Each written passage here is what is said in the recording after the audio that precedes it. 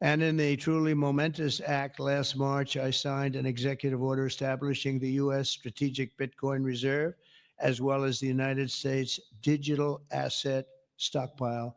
And that's all signed up.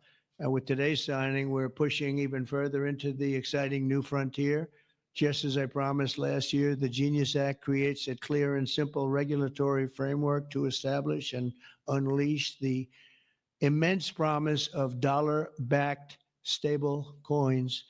This could be perhaps the greatest revolution in financial technology since the birth of the internet itself.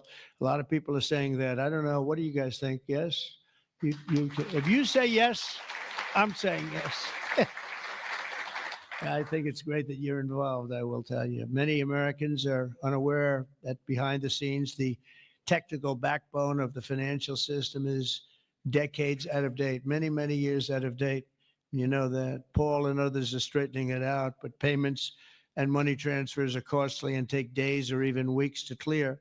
Under this bill, the entire ancient system will be eligible for a 21st century upgrade using the state-of-the-art crypto technology. Who would have thought we would have been saying that 2 years after I really met you for the first time? The Genius Act provides banks, businesses, and financial institutions a framework for issuing crypto assets backed one for one with real U.S. dollars, treasury bills, and other cash equivalents. It's really strengthening the dollar and giving the dollar great prominence. And, you know, you have this little group called BRICS. It's fading out fast.